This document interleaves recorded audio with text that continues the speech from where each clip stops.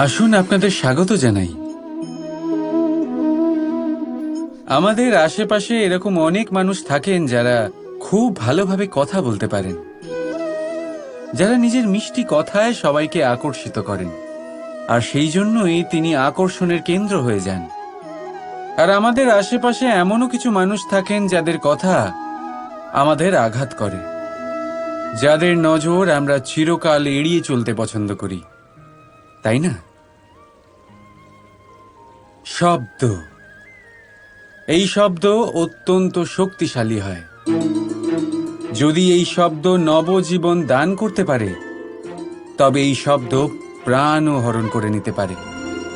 যেমন একটা শব্দ মন্ত্র হয়ে জীবনে আশা আনে, তেমনি অন্য কোনো কুশব্দ আমাদের দুঃখ দেয়, আমাদের মনে ক্রোধ জাগ্রত করে। কেন? কারণ আমাদের কথা অমূল্য, আমাদের শব্দ ব্রহ্মা। তাই অত্যন্ত ভেবেচিন্তে মনের দাড়িপাল্লায় মেপে নিজের শব্দ প্রয়োগ করবেন, কারণ এই শব্দ দিয়েই শুরু আর এই শব্দ দিয়েই শেষ। রাধা রাধা। আমাদের মধ্যে এমন কজন আছে যারা ভয়তে ভীত হয়ে পড়ে, কোনো বৃহৎ কার্য করার আগে মনের সামঞ্জস্য হারিয়ে ফেলে? মোটামুটি সবাই, তাই না? প্রত্যেক ব্যক্তির মনেই এই ভয় জাগ্রত হয়। তবে এর অর্থ আমার দৃষ্টিভঙ্গি দিয়ে মনে হয় এই ভয়ের অনুভূতি খারাপ নয়। কারণ যদি এই অনুভূতি খারাপ হতো, তাহলে কি ঈশ্বর এই অনুভূতি প্রত্যেক প্রাণীকে দিতেন?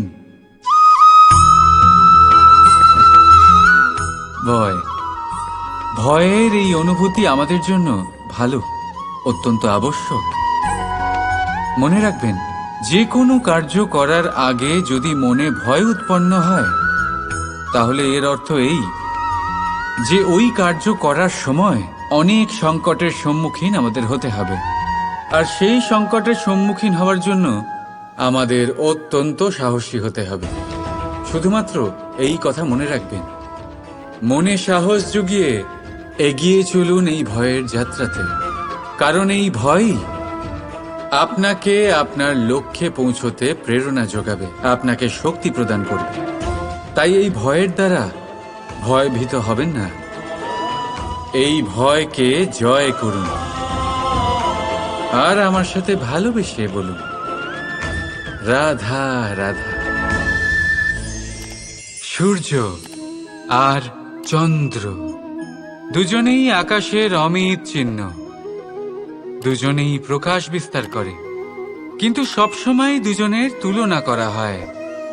কে অধিক শীতল আর কে অধিক তীব্র, কে অধিক তেজবান আর কে অধিক শান্তি প্রিয়।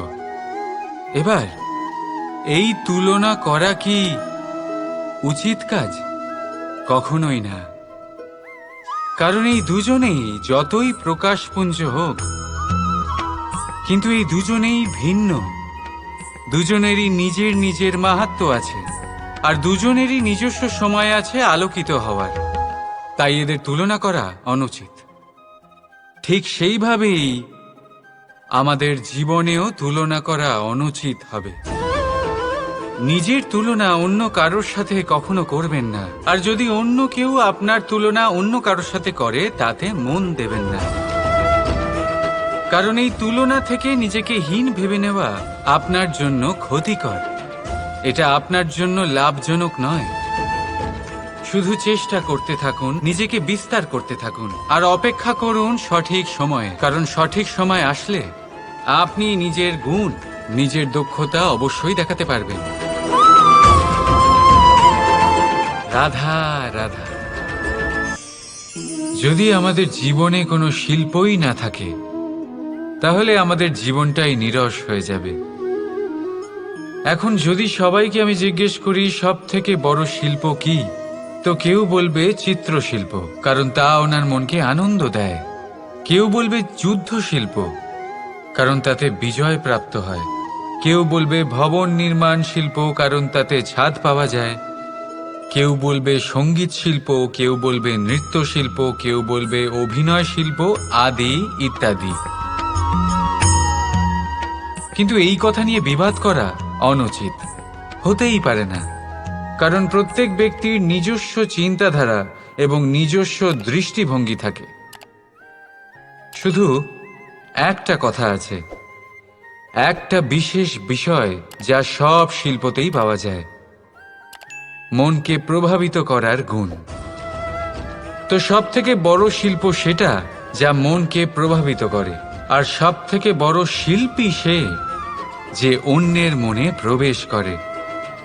যার কাছে এই গুণ আছে সে সব থেকে বড় শিল্পী হবেন। যদি এই সংসার রঙ্গমঞ্চ হয়, তাহলে আমরা এই রঙ্গমঞ্চের শিল্পী। আর এখানেও সব থেকে বড় শিল্পী সেই হবে যে অন্যের মনে প্রবেশ করে সেখানে ঘর বাঁধতে পারে। আর এই মন অবধি পৌঁছনোর সিঁড়ি হল 2.5 অক্ষরের শব্দ, প্রেম। তাহলে প্রেম করতে থাকুন, প্রভাব বিস্তার করুন। রাধা রাধা। স্বপ্ন, আমরা জীবনে স্বপ্ন দেখতে থাকি, সেটা পূরণ করার পূর্ণ প্রয়াস করে থাকি। কিন্তু এই স্বপ্ন পূরণ না হওয়ার পরিস্থিতিতে আমরা ভেঙে পড়ি, ছিন্ন বিচ্ছিন্ন হই। আর তারপরেই বোঝা আমরা আগামী প্রজন্মের ওপর রীতিমতো চাপিয়ে দিই। আমরা এটাই মনে করি যে আমরা যেটা হতে পারিনি সেটা আমাদের সন্তান অবশ্যই হবে। আমরা যা কখনো পাইনি আমাদের সন্তান অবশ্যই তা পাবে। এটা যে অনুচিত সেটা আমরা ভাবি না, কিন্তু এটা ভুল। আর এই ভুল আমরা সকলেই করে থাকি। সন্তান প্রকৃতি আর পরমাত্মার আশীর্বাদ। ওদের ভেতরে তাদের নিজের একটা অস্তিত্ব লুকিয়ে থাকে, সেটা মন দিয়ে দেখুন তো। আপনি শুধু ওই সন্তানকে জন্ম দিয়েছেন, কিন্তু ওর জীবন আপনার নয়। তাই নিজের সন্তানের সাথে থাকুন, সময় কাটান, ওদেরকে ভালোবাসুন, সবসময় প্রেরণা দিন। কিন্তু প্রেরণা দিন ওর নিজের অস্তিত্বকে বাড়ানোর জন্য, ওর নিজের স্বপ্ন পূরণ করার জন্য, আপনার স্বপ্ন পূরণ করার জন্য নয়। ওদের অস্তিত্বকে পূর্ণাঙ্গে বৃদ্ধি পেতে দিন। রাধা রাধা। এই সংসারের অন্তের এর বিনাশের প্রারম্ভ কিভাবে হয়? কোনো যোগের মাধ্যমে, কোনো ভয়ানক অসুরের আগমনে, নাকি প্রকৃতির রাগের কারণে? না, এই সংসারের বিনাশের প্রারম্ভ হয় আমি থেকে। এই আমি, এই তুমি, এটা আমি করেছি, ওটা তুমি করেছো, এটা আমার, ওটা তোমার, আদি ইত্যাদি। এই ভাব যখন মনে বাসা বেঁধে নেয়, সর্বপ্রথম ঘর ভাগ হয়, তারপর বসতি, তারপর প্রাণ, আর তারপর দেশ, আর সবার শেষে সমস্ত সংসার ভাগ হয়ে যায়। আর এই ভাগ হয়ে যাওয়া শেষে মনোমালিন্যে পরিণত হয়। এখন এমত অবস্থায় কি করা যেতে পারে? কিভাবে বাঁচা যায় এই পরিস্থিতির থেকে? কিভাবে দূরে থাকা যায় এই বিনাশের থেকে? উত্তর সেই একটাই, করুণা। একে অপরের দরকারগুলি বুঝুন, একে অপরের সমস্যাগুলি বুঝুন, একে অপরের দুঃখের সাথী হয়ে দাঁড়ান, একে অপরের সুখের ভাগীদার হন। আর শেষে যখন এই আমি আমরাতে পরিণত হবে, তখন এই বিনাশ নিজে থেকেই দূরে চলে যাবে। তাহলে আমরাতে বিশ্বাস করতে শিখুন, আর আমার সাথে ভালোবেসে বলুন, রাধা রাধা। বিষ, এই শব্দটা শুনলেই মনে অনেক কল্পনা জন্ম নেয়। কল্পনা অসহ্যকর তিক্ততার, কল্পনা অত্যন্ত বেদনাদায়ক মৃত্যু। এবার যদি আপনাকে জিজ্ঞেস করা হয় যে সবচেয়ে বিষাক্ত বিষ কোনটা, তাহলে আপনি কি বলবেন? কেউ বলবে সর্পের বিষ, কেউ বলবে কাঁকড়া বিছের, কেউ বলবে কালকেউটের বিষ। কিন্তু না, এই সমস্ত রকম বিষ সেই বিষের সামনে টিকতে পারবে না যাকে আমরা বলে থাকি কানের মধ্যে ঢালা বিষ। শুনতে অত্যন্ত মিষ্টি, কিন্তু তিক্ততায় অত্যন্ত বিষাক্ত। পেটের মধ্যে যাওয়া এই বিষ শুধুমাত্র একটি মানুষের মৃত্যুর কারণ হয়, কেবল একটি। কিন্তু কানের মধ্যে ঢালা এই বিষ একাধিক সম্পর্কের নাশ করতে পারে। আর এটাতে সেই ব্যক্তির ভুল নেই যে আপনার কানে বিষ ভরেছে, আপনি তাকে দোষ দিতে পারেন না। এখানে দোষ আপনার নিজের, যে এই বিষকে আপনি নিজের উপরে প্রভাব ফেলতে দিয়েছেন, এই বিষকে সুযোগ দিয়েছেন আপনার ক্ষতি করতে। এটা আপনার ভুল। সেই জন্য কুমন্ত্রণায় কখনো কান দেবেন না। আপনার মনে ভালোবাসার দৃঢ়তা জাগিয়ে তুলুন আর নষ্ট করে দিন এই সংসারের সমস্ত বিষের প্রভাবকে। রাধা রাধা। চাঁদ কত শ্রেয়, শুভ্র, কত সুন্দর, কিন্তু যদি আপনি মনোযোগ সহকারে দেখেন তাহলে দেখবেন এই চাঁদেও দাগ আছে। আর এই দাগগুলি থাকার কারণে কি এই চাঁদের মাহাত্ম্য কখনো কমে যায়? কখনো নয়। এর কারণ হলো চাঁদের নিরন্তর চেষ্টা। একবার এই আকাশে দেখুন, এই অন্ধকার সবসময় চেষ্টা করে চাঁদকে ঢেকে দেওয়া, কিন্তু এই চাঁদ সবসময় এই অন্ধকারের সাথে লড়াই করতে থাকে। অমাবস্যা থেকে শুরু করে চাঁদের এই যাত্রা পূর্ণিমা অবধি পৌঁছেই যায়। আর তাই এই চাঁদের পুজো করা হয়, এই কারণে এই চাঁদকে মাহাত্ম্য দেওয়া হয়। এইভাবেই যদি আপনার মধ্যে কোনো দোষ থাকে, কোনো খারাপ কিছু থাকে, তাহলে সেটা কোনো বড় ব্যাপার নয়। চেষ্টা করুন সেটাকে শুধরে নেওয়ার, কিন্তু সেই কারণে নিজেকে খারাপ মনে করা এটা অনুচিত। নিজের ভুলগুলো, নিজের দোষগুলো, নিজের খারাপ দিকের কথা ভুলে আপনি এই সংসারের ভালোর দিকে প্রস্থান করেই দেখুন না। আপনি দেখবেন আপনার অন্তরের তেজ ঠিকরে বেরোচ্ছে। রাধা রাধা। রাধা আমাকে বহুবার জিজ্ঞেস করে এই মোহ আর প্রেমের মধ্যে পার্থক্য কি। দাদাও তা বুঝতে পারেন না। আপনার মনেও নিশ্চয়ই এই প্রশ্ন আসে যে তফাৎটা কোথায় এই মোহ আর এই প্রেমের মধ্যে। আসুন, খুব সহজেই আমি আপনাকে এটা বুঝিয়ে দিচ্ছি। একদিকে আপনি ভেবে দেখুন, একটা মাছ যে জলে থাকে সেখানেই বাস করে।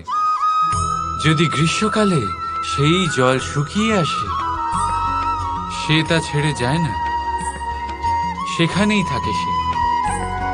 গরমে জল শুকিয়ে যাওয়ার কারণে সে সেখানে কষ্ট পেয়ে নিজের প্রাণ ত্যাগ করলেও সেই স্থান ত্যাগ করে না।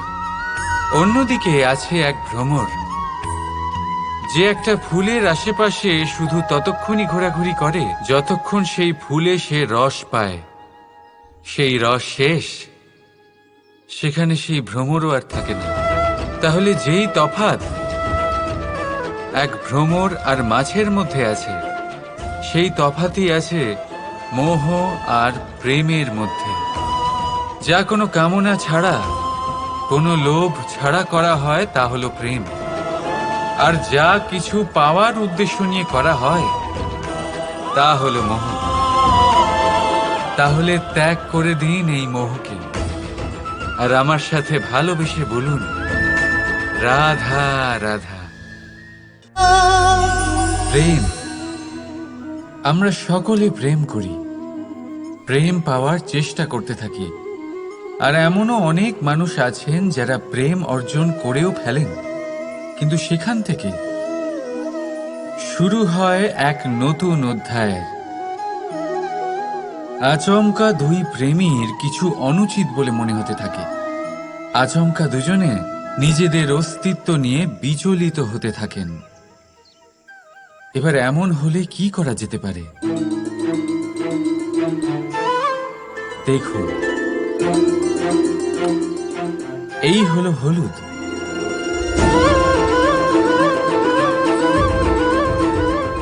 আর এই হলো চুন।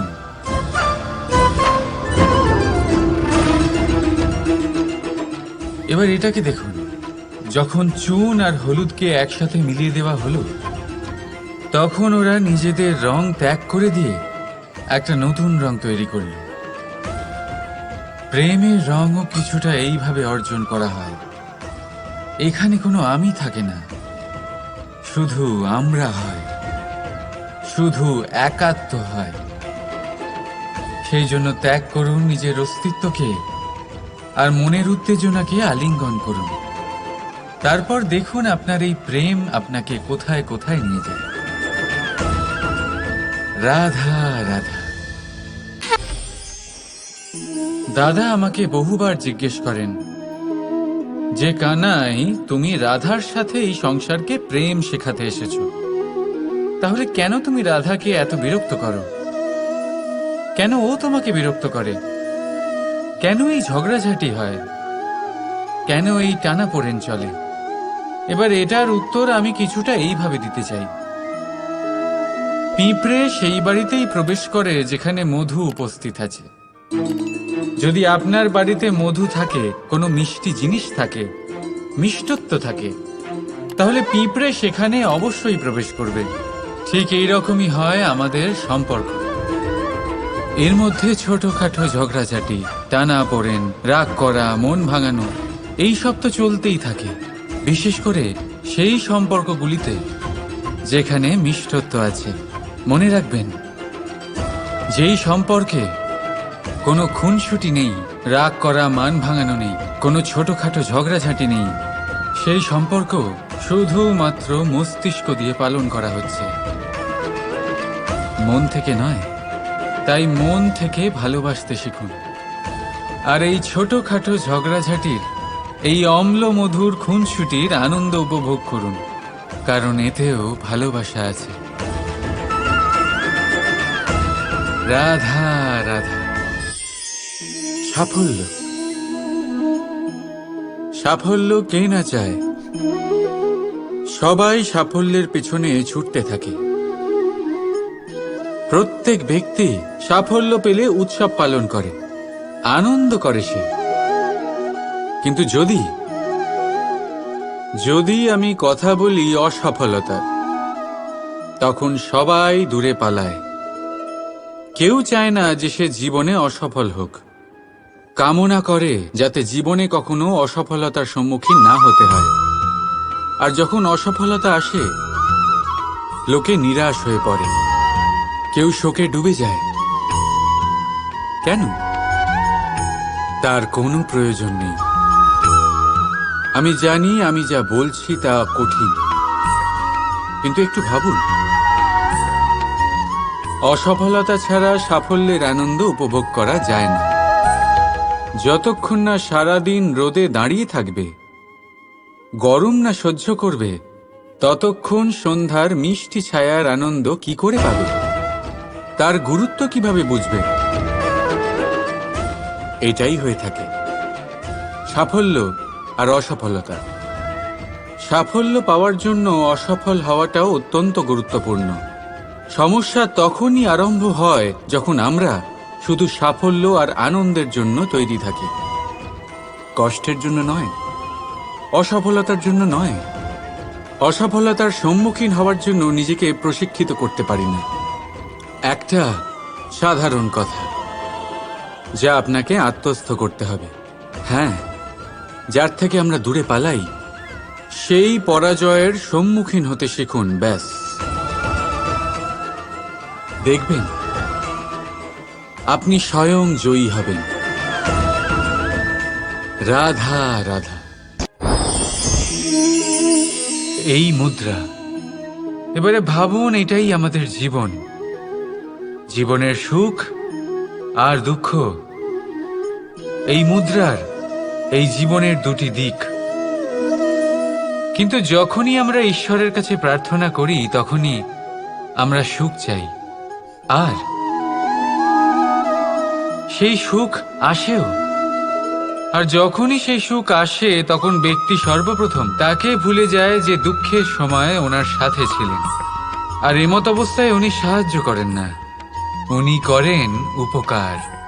আর এই উপকারের বদলে মানুষের থেকে উনি নিজের জন্য শ্রদ্ধা চান। আর সেই শ্রদ্ধা, সেই চাহিদার কারণে উনি নিজেকে অন্যদের থেকে শ্রেষ্ঠ, অন্যদের থেকে ভিন্ন মনে করতে বিবশ হয়ে যান। আর আলাদা হবার কারণে তার মধ্যে জেগে ওঠে অহংকার, আর সেটাই হয় তার পতনের কারণ। এবার এতে কি করা যেতে পারে? কি চাওয়া যেতে পারে ঈশ্বরের কাছে? এই প্রশ্ন অবশ্যই মনে আসে। ঈশ্বরের কাছে চান সুখ, শুধুমাত্র ততটাই যাতে অহংকার না আসে, আর দুঃখ ততটাই যাতে শ্রদ্ধা না চলে যায়। রাধা রাধা। কখনো কখনো কেউ আমাদের ছোট বলে, আমাদের বিষয়ে নীচ মন্তব্য করে, আমাদের তা ভালো লাগে না। আমরা সেটা অপমান মনে করি, নিরাশ হয়ে যাই, অসুস্থ হয়ে পড়ি, কিন্তু এর কোনো প্রয়োজন নেই। এবার আমাকেই দেখুন, কেউ আমাকে মুরলীধর বলে ডাকে, আবার কেউ আমাকে বলে ছলবাজ, কেউ আমাকে নন্দের আনন্দ বলে, আবার কেউ আমাকে মাখন চোর। এবারে বলুন, আমার নামের সামনে চোর বসিয়ে দিলে আপনার প্রেম কি আমার জন্য কমে যাবে? এটাই আমি বোঝাতে চাই। কারোর কিছু বলে দেওয়াতে সেই প্রেমের কোনো ক্ষতি হয় না, কারণ আপনার প্রেম আমার প্রতি আছে আমার স্বভাবের জন্য, আমার কর্মের জন্য, আমার ব্যক্তিত্বের কারণে। তাই মনে রাখবেন, জীবনে কেবল কর্মের উপরে মন দিন, সেই নামের উপরে নয় যা লোকে আপনাকে দিয়েছে, কারণ এই কর্ম এটাই গুরুত্বপূর্ণ। ব্যর্থ হচ্ছে এই নাম। রাধা রাধা। এই জলধারা দেখছেন আপনি? এই ধারাকে সাগরের সাথে মিশে যেতে হলে ওপর থেকে নিচে বইতেই হবে। যে জল নিচের দিকে বইতে চায় না, ওপরে উঠতে চায়, সে বাষ্প হয়ে নিজের অস্তিত্বই হারিয়ে ফেলে। ঠিক সেইভাবেই যে এই জল পান করার ইচ্ছে প্রকাশ করে, তাকে নিজের মাথা নত করে নিজের দু হাত পেতে সেই জল পান করতে হবে। যে মাথা নত না করে এই জল পান করতে চায়, তাকে তৃষ্ণার্ত হয়েই ফিরতে হবে। এবার এই ভুল করেন সেই সব মানুষ যারা প্রেম পাওয়ার মনে ইচ্ছে রাখেন, সেসব মানুষ যারা প্রেম পেতে তো চান, কিন্তু প্রেমের সম্মুখে মাথা নত করতে চান না। এই সম্ভব নয়। যদি আপনি সত্যি প্রেম পেতে চান, তাহলে তার সম্মুখে নত হতে হবে, সম্পূর্ণভাবে সমর্পণ করতেই হবে, তবেই পাবেন এই প্রেম। তাই মনে রাখবেন, প্রেমের এই মিষ্টি জল পান করার জন্য আপনাকে এই জল শ্রদ্ধা আর স্নেহের সাথে পান করতে হবে। রাধা রাধা। এই হলো তলোয়ার, সবকিছু কাটতে পারে, এতটা ধার আছে এতে। শত্রুর বিনাশ করতে সক্ষম, আর অন্যদিকে এই ঢাল যে কোনো প্রহার সহ্য করতে সক্ষম। শত্রুর থেকে রক্ষার ঢাল, সুরক্ষার দেওয়াল এটা। এই দুইয়েরই কাজ আলাদা, এই দুইয়ের উদ্দেশ্যও আলাদা, কিন্তু এই দুইয়ের মূল সেই একই। দুটোই তৈরি লোহা দিয়ে, লোহার অংশ দিয়ে তৈরি এই তলোয়ার, লোহার অংশ দিয়ে তৈরি এই ঢাল। তলোয়ারের প্রধান কাজ হলো প্রহার, ঢালের কাজ হলো বাঁচানো। পার্থক্য কোথায়? পার্থক্য কেবল চিন্তাধারায়। চিন্তাধারা, এই চিন্তাধারাই তাই যা সত্য হয়ে সামনে আসে। কোনো বস্তু কোনো মানুষকে সুখী করতে পারে না, কিন্তু চিন্তাধারা মানুষের ব্যক্তিত্ব তৈরি করে। হয় আপনি এই বস্তুর ব্যবহার এই সংসারকে নাশ করার জন্য করুন, আর নয় এই বস্তুর ব্যবহার আপনি উদ্ধার করার জন্য করুন। সিদ্ধান্ত আপনার। কিন্তু আমি এটা মনে করি, এটাই আমার ভাবনা, যে আসুন না এই চিন্তাধারাকে আমরা প্রেমের সাথে মিলিয়ে দিই। আসুন না এই চিন্তাধারায় প্রেমকে যুক্ত করি। দেখবেন হয়তো এই প্রেমই সত্য হয়ে আপনার সামনে উদয় হবে। রাধা রাধা।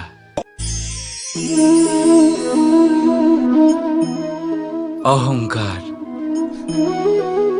এই শব্দটা সবাই শুনেছেন। বহু মানুষকে আপনি এটা বলতে শুনেছেন যে ওই ব্যক্তির অহংকার আছে, ওই মানুষটির ক্ষমতার অহংকার আছে, ওই ব্যক্তির নিজের রূপ নিয়ে অহংকার আছে, ওই ব্যক্তির নিজের অর্থের অহংকার আছে, ইত্যাদি ইত্যাদি। কিন্তু এই অহংকার, এর অস্তিত্ব হয় কি করে? এবারে একবার এই হাতটা দেখুন। যদি এই হাতের 5 আঙ্গুল উঠে দাঁড়ায়, আশীর্বাদ। আর যদি এই হাতের 5টা আঙ্গুল একসাথে মুঠো হয়ে যায়, শক্তি। সংকটের বিরুদ্ধে ঢাল। কিন্তু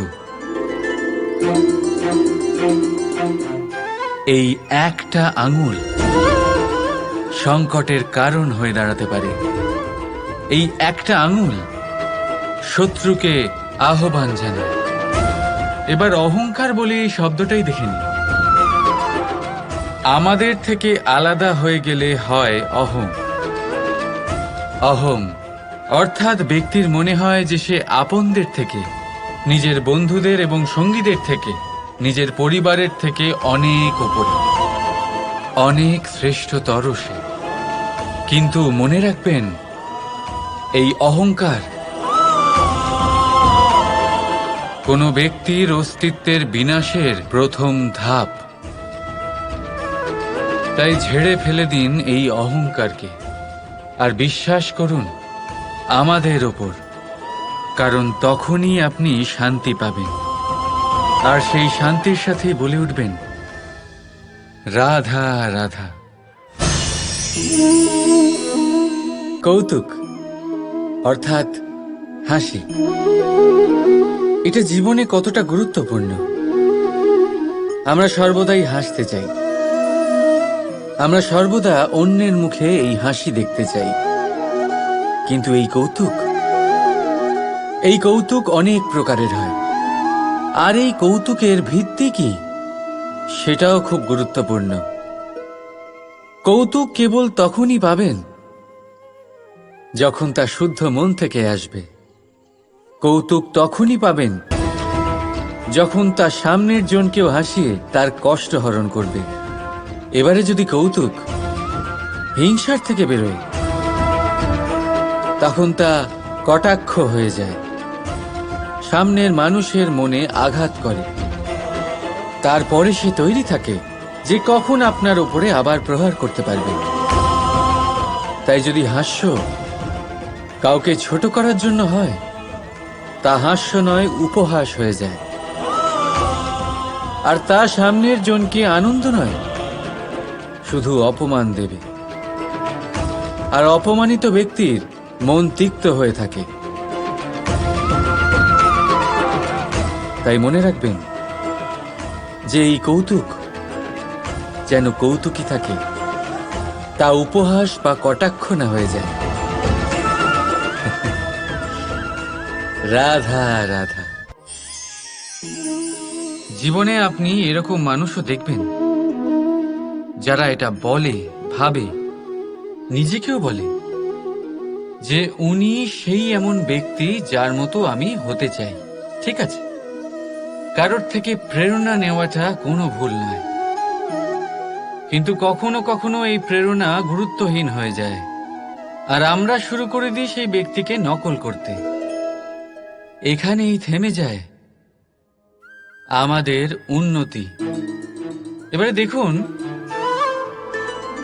সংসারে শত কোটি রঙের ফুল আছে, কিন্তু তারা কখনো একে অপরকে নকল করে না। নকল করে না তাদের রং, নকল করে না তাদের সুগন্ধ। তাহলে আমরা করি কেন? প্রতিটা ব্যক্তির মধ্যে কোনো না কোনো প্রতিভা অবশ্যই থাকে, যা ফুটিয়ে তোলার সঠিক সময়ও আমাদের কাছে থাকে, কিন্তু সেই মানুষ সেই প্রতিভা নির্মাণ করার পরিবর্তে সময় নষ্ট করে অন্য কারোর মতো হওয়ার জন্য, কাউকে নকল করার জন্য। এটা করবেন না। সময়কে ব্যবহার করুন নিজের অস্তিত্ব নির্মাণ করার জন্য, কারণ কারোর ছায়া হওয়ার থেকে ভালো আপনি কারোর জন্য প্রেরণা হয়ে উঠুন। রাধা রাধা। আপনি কখনো জাঁতা কল দেখেছেন? তাতে গম পেষা হয়। গমকে এমন ভাবে পেষা হয় যাতে আমরা তা খেতে পারি, জীবিত থাকতে পারি। আর যদি আপনি মন দিয়ে দেখেন, তাহলে কলের নিচের অংশ কখনো ঘোরে না, শুধুমাত্র ওপরের অংশই ঘোরে। আর তবেই তা গম পিষতে পারে, আর তবেই রুটি তৈরি হতে পারে। কিন্তু ভেবে দেখুন, যদি কলের দুটো অংশই ঘুরতে থাকে তাহলে কি হবে? তা গম পেশার বদলে একে অপরকে পিষে নিজেদের অস্তিত্ব শেষ করে দেবে। তাই জীবনে কোনো কাজ যখন মন আর মস্তিষ্ক মিশিয়ে করা হয় তখনই তা সম্পন্ন হয়, কিন্তু যখন বিষয় হলো ভক্তির, তখন মস্তিষ্কের যুক্তির মৌন থাকা প্রয়োজন। আর যখন বিষয় হলো কর্ম আর ন্যায়ের, তখন মনের আবেগের মৌন থাকা প্রয়োজন। তাই মন আর মস্তিষ্কের এই সম্মিলনে সতর্ক থাকবেন। একসাথে অবশ্যই চলবে, কিন্তু একে অপরের বাধা যেন না হয়ে দাঁড়ায়। রাধা রাধা।